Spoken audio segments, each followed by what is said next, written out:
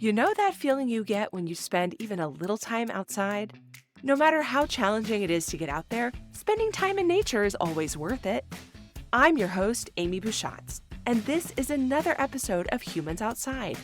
Join me as we hear from fascinating outdoor-minded guests and use the Humans Outside 365 challenge of spending time outside every day no matter what to push us outside daily. I've been a journalist for 2 decades, and I love asking questions, but I also love going outside. So why not combine the two? Ready to hear from experts and outdoor lovers who make heading into nature just a part of who they are while we work to do the same? Let's go. You might not think of the middle of New York City as a prime place to discover the power of heading into nature. When I think of the city, I think of its sidewalks and towering high-rises. Sure, we know from the daily outdoor habit that we talk about here that you can always find nature no matter where you are. But I tend to think about that hunt as happening in spite of the city or inspired by an escape out of the city, not because of the city. But that's not how today's guest, Brittany Gowan, found all of her outdoor inspiration that became a major part of her professional coaching for organizations and companies after she earned her industrial and organizational psychology master's degree. Instead, she rekindled her appreciation for the energy and serenity brought by nature by being within the city, not outside it. And that's why Brittany can bring us a parade of ideas for connecting to, building appreciation for, and using nature even in places where it might not seem abundantly obvious. She shares some of those in her new book, Turn to the Sun, and she's going to share them with us today. Brittany, welcome to Humans Outside. Hi, Amy. Thank you so much. I'm glad to be here with you today. Yeah, well, I'm really excited to talk to you. You are not in New York City today. You told me you're in upstate New York. And I am in Alaska, of course. But we love to start these episodes imagining ourselves with our guests in their favorite outdoor space. So if we were going to hang out somewhere outside that you just love, where would we be with you today? I would say that we would meet in a community garden in New York City. And there's one that I particularly love that has a small little pond and also a bunch of plots that people decorate with their different vegetables and flowers. And it's fun to walk around. So that's where I go to have calm and fun. And also, that's where I'd bring you today. Awesome. Now, do you garden in this community garden? I don't. The line to get in is pretty long. So I just like to enjoy and go visit. I have a lot of friends that I've made and I like to go see what they're growing each year. But over the years, I've had like a small window box garden outside one of my windows and I grew a few things. We also have the pigeons that like to stop by, which cause a little trouble. So I've tried to do a little gardening, but I like to see other people who are doing it on a larger scale. This is one of the things I love about public gardens because I'm not a gardener either, but I appreciate other people who are. And so I love that these spaces can check boxes for everybody, that someone who really feels a lot of value by growing things and who's really into that can have that space for that. And then somebody like me who just wants to be around people and growing things can have that space for me too. It's a wonderful intersection. I agree. And, the people who are able to grow those things, especially let's say in city life, they also like to celebrate it with other people. So I know that some of my friends get excited when I stop by because they have a big zucchini growing, like they want to share it with someone. So it is sweet. And it's nice to have those kind of connections in a place that it's unexpected. Yeah, absolutely. Okay, so how did you become someone who likes to go outside and wander around community gardens? It started when I was a little kid. My parents loved nature, being outdoors. They were big gardeners in our backyard.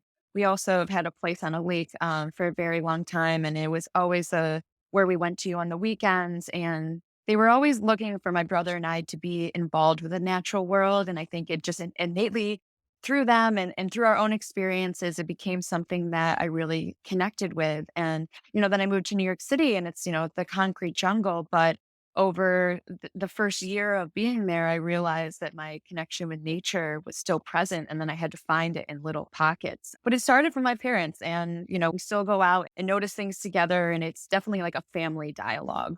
Mm. When you talk to people about finding and appreciating nature in city spaces, what do they say? What's their reaction? Do they feel like that's possible, impossible, a big stretch? What do they say?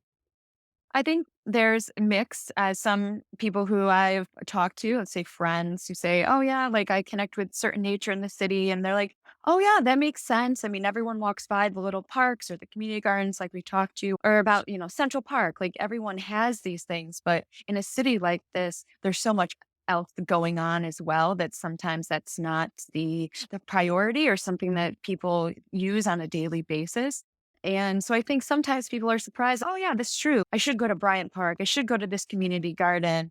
And other people who are already on board, they're like, yeah, I love going there. So I think it's both a yes, this is me too, or oh, maybe this is something that I could do. Do you notice when you're out in the city, you mentioned the community gardens. We've talked about that, obviously. You mentioned park spaces. Do you find that you notice nature in different ways, in ways that take less of the destination, if you will, like that is just around you no matter where you are? Perhaps because of your practice of doing so?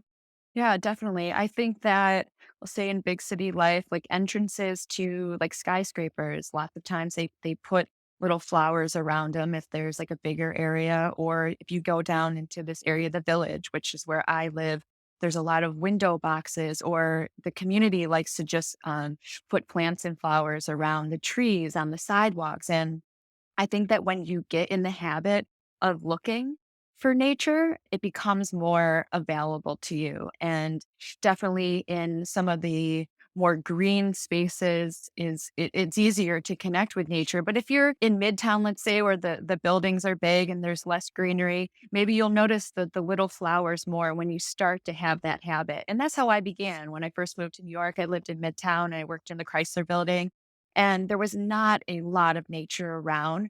But when you start to seek it out, you start to notice the little pockets. And that's kind of one of my bigger things of saying, notice the little details. And once you start to notice those little details, then the broader landscape, I think, opens up to you in different ways as well. Well, you mentioned pigeons earlier, right? I think that birds are such a good example of this because they are always around in some form, pretty much wherever you go. I mean, you may not be looking at some exotic or majestic, like these things that we put labels on, right?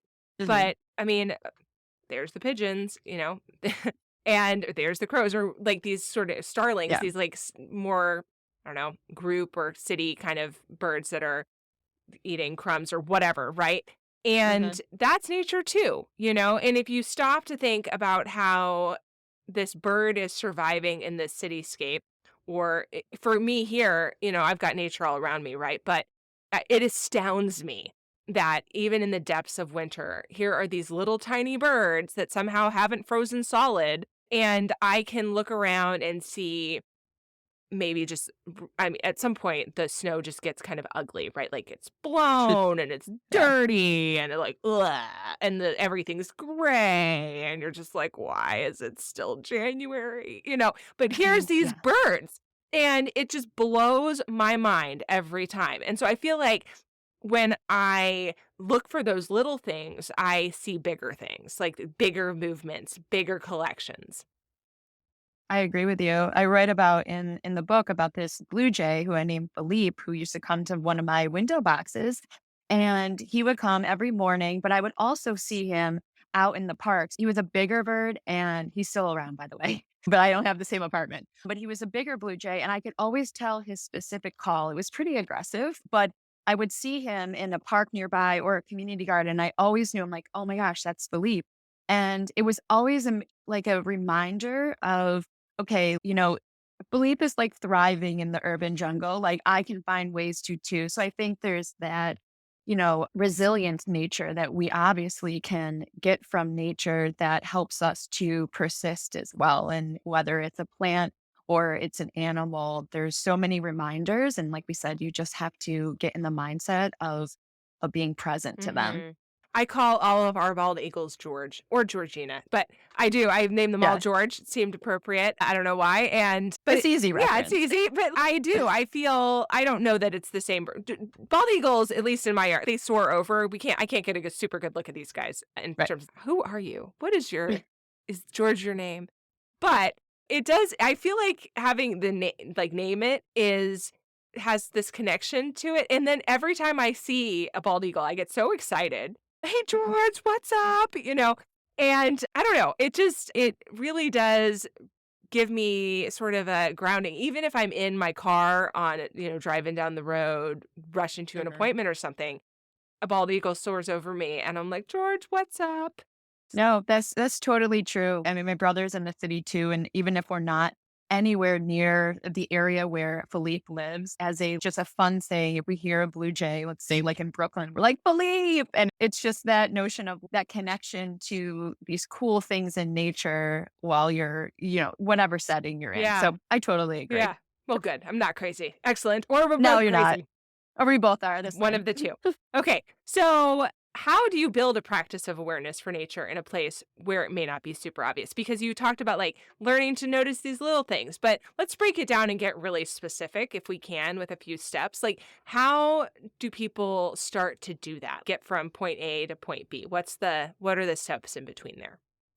Yeah, I think so. For my example, I started off by going out on my lunch break and going to a little park nearby, and that became the routine. And I think that if we can create a sustainable routine and build these healthy habits that are able to be lasting, then that's how we can include nature into our daily lives. So even if you just have 5 minutes and you're like, okay, I'm going to pause now and I'm going to look at a house plant, notice the details, notice the color green, or I'm going to look outside, notice the trees, follow the branches. Or if you have a little more time, like I did, going out into a park or some nature setting nearby for a brief little walk or just time in nature, but creating these sustainable practices, and I like to say like intentional pauses and including them in your day. And that's how I was able to start to include nature in my busy city life.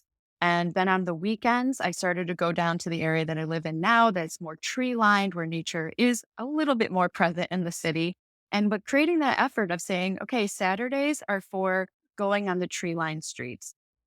So creating a pattern and a structure for yourself that's both fun and also helpful. I think those are the two things that, you want to make it last. You want to make something that is you're able to continue and that you want to continue. So I've been a coach for many years and I was also a former athlete. And I really believe that starting on these small practices allow for a larger routine to exist. So just taking that momentary pause in whatever nature is around, staying present, leaving your phone in your pocket or whatever, releasing distractions and just practicing being present. I think it's a very rewarding act of mindfulness.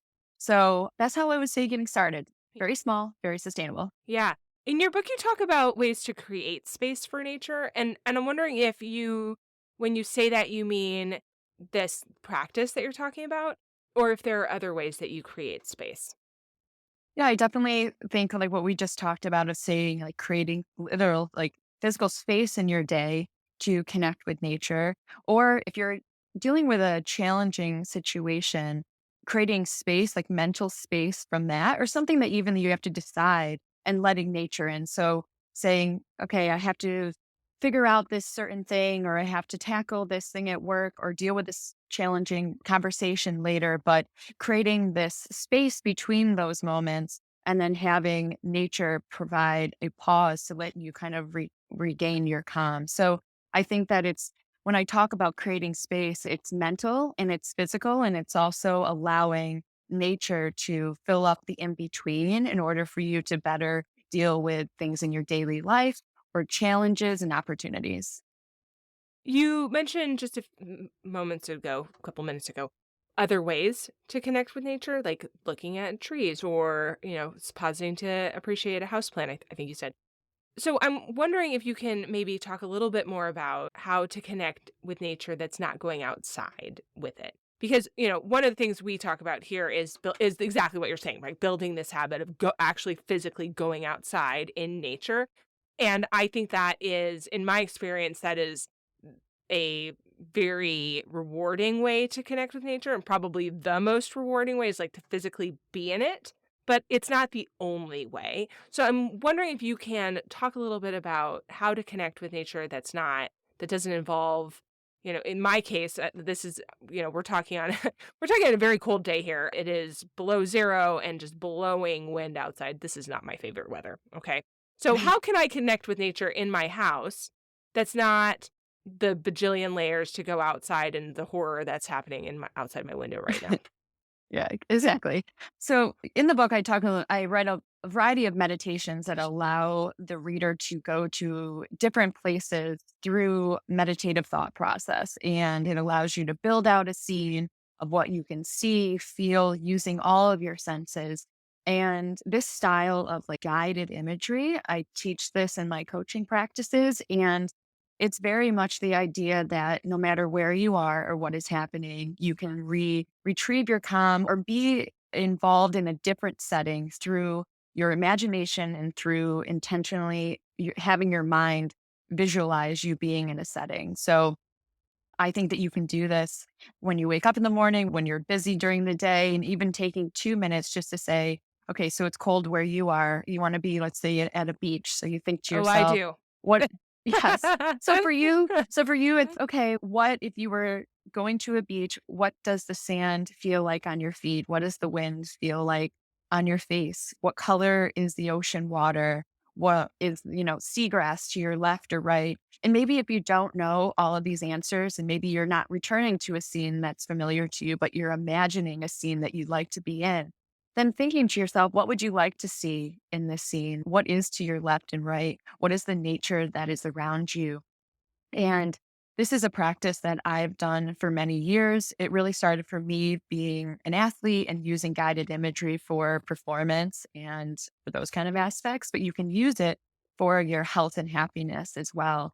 And I think that when you're imagining a scene, you your brain starts to believe that it's there, and that's the wonderful thing about our brains. It's very powerful, but it also is influence. So when you're telling yourself we're at a beach, we're feeling warm, we're feeling happy, it's sending those signals that say this is what we're feeling right now, and then you begin to feel that way, similar to how you think about a person that you care about or a pet. If you start to think about those elements and how you feel differently, and we can do that with nature too. So I can definitely say, in winter too, for me, I'm a winter person, but in New York, it can get a little much after a while. And I will always return to this certain beach in Latin America, which is one of my favorite places. And I'll just be like, I'm just walking on this expansive beach. I am in the warmth. So yeah, I think we can do this in a variety of settings. And no matter what's going on, we can always bring something else into our day.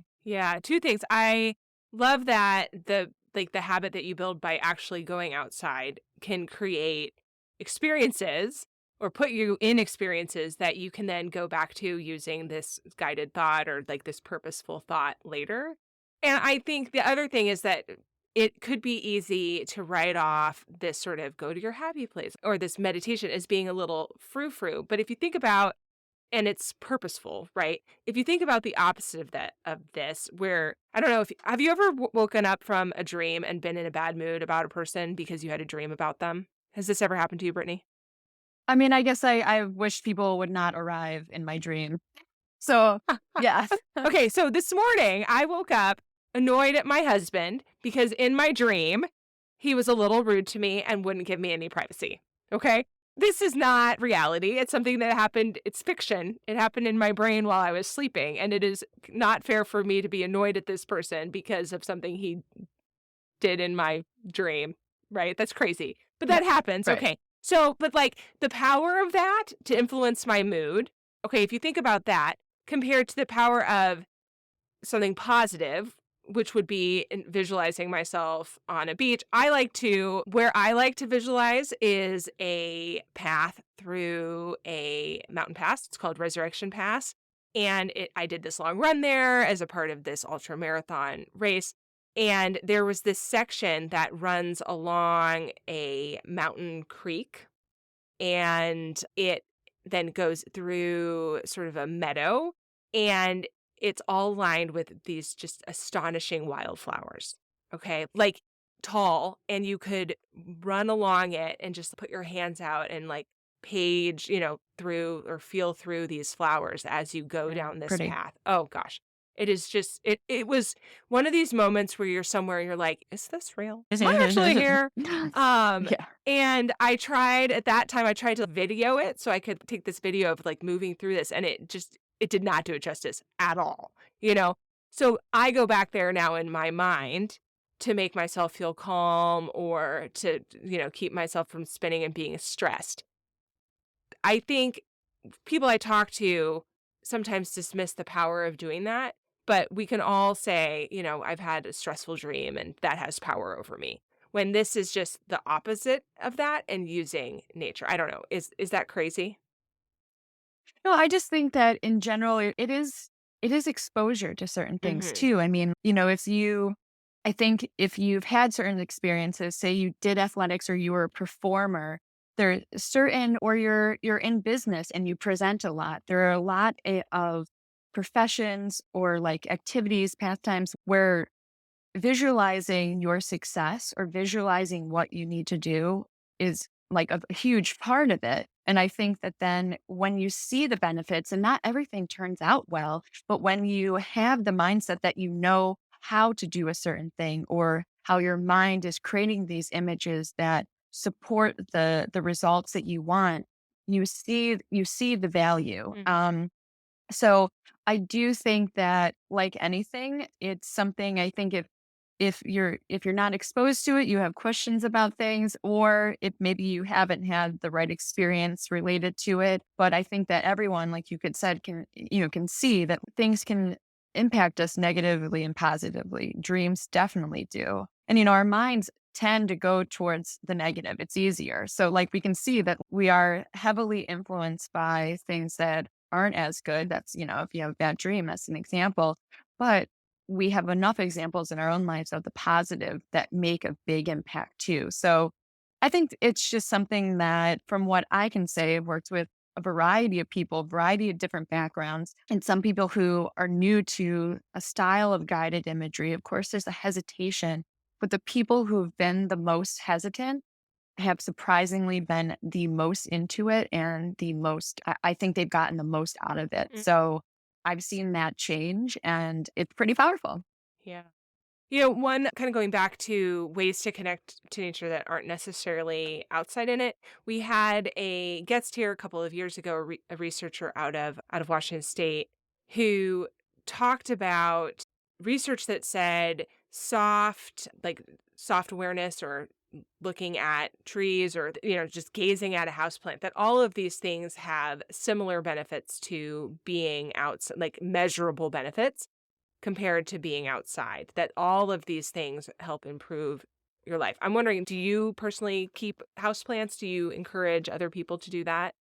Yep, I've had houseplants for many years in varying amounts in the city, and I think that when you bring nature inside, it keeps you connected to the broader natural world.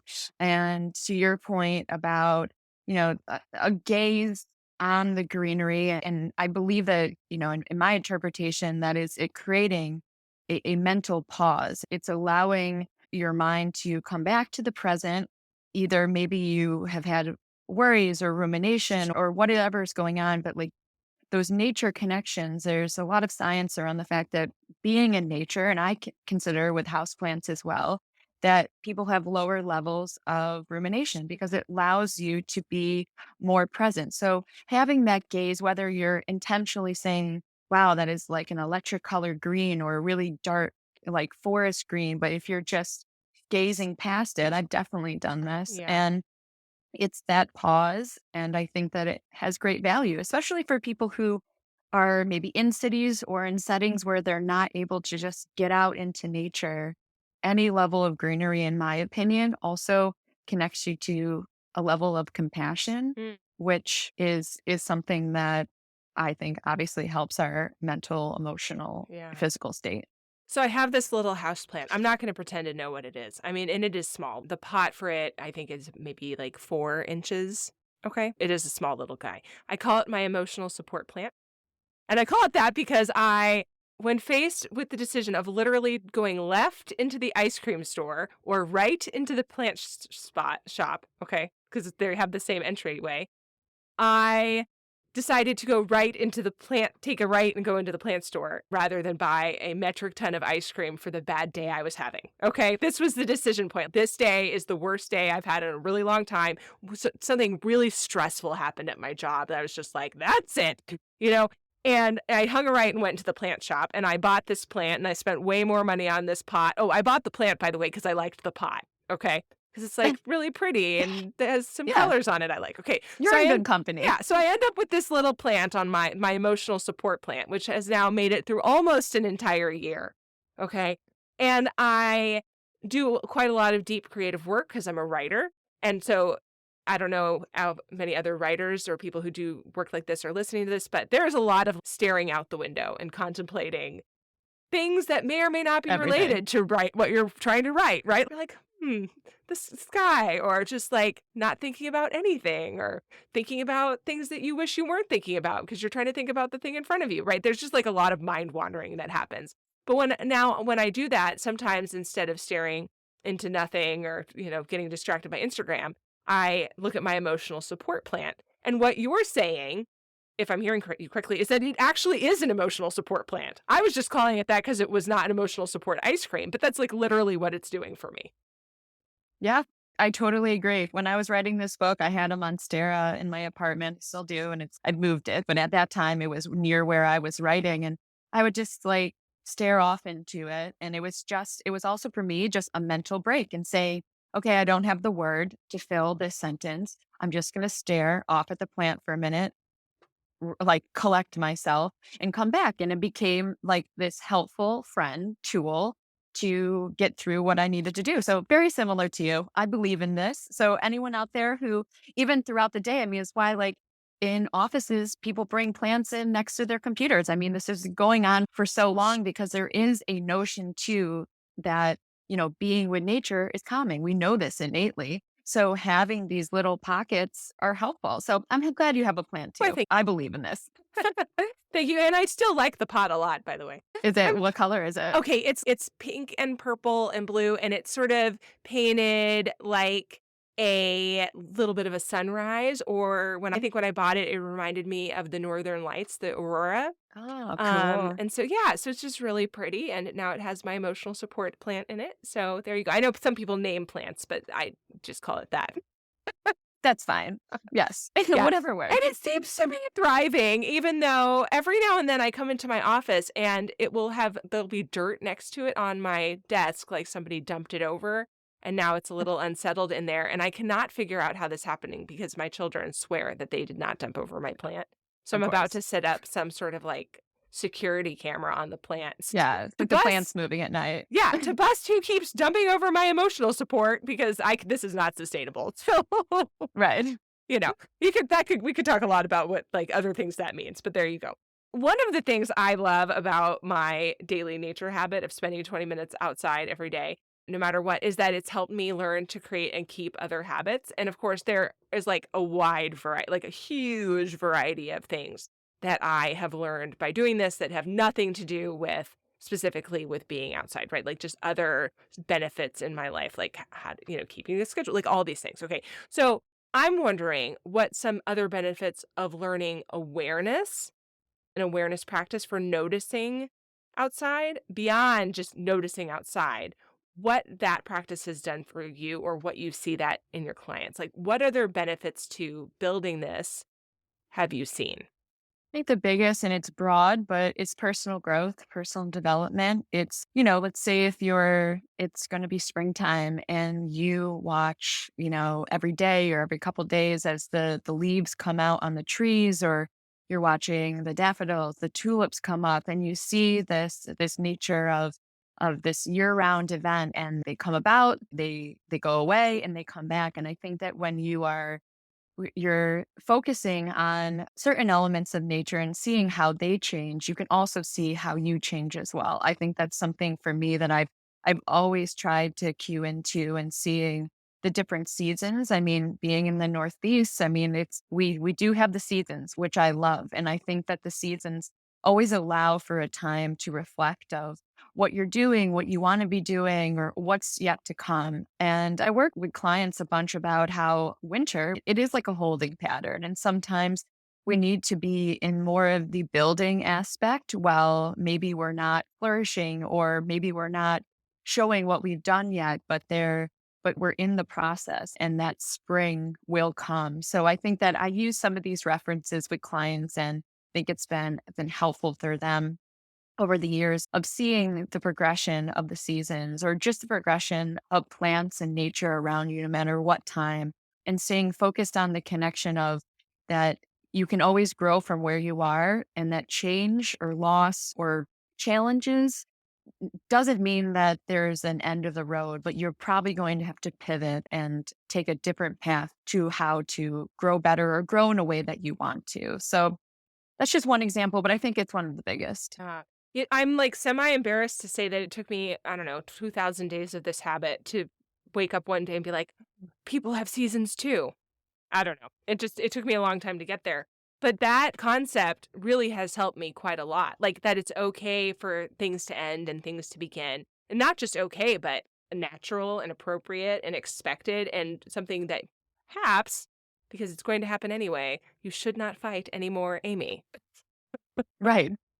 Yeah. I mean, that's it. I think too with nature, like we were just saying, like the seasons arrive whether anyone or nature is ready. I mean, the progression of time in nature shows that it is that time is ceaseless. It's going to keep going. And we can either embrace it, we can try to slow it down. But the more like anything, the more you try to pull at something, the less likely it's going to work well for you, or it's going to be something enjoyable or something healthy for you. So yeah, seeing the seasons and knowing that going with the flow, but also with a plan. I Mhm. mean, I think that's the nature, that's how, what we can see in nature. I mean, it's nature evolves, but nature also has a plan. I think the more we take that approach, the more happy we'll be in the process. Yeah. And also like understanding that there's things to be excited about in every season. The season does not have to be your favorite for you to find something good in it, to like anticipation and look forward to. And for me, spending outside has taught me to find things to look forward to in every season.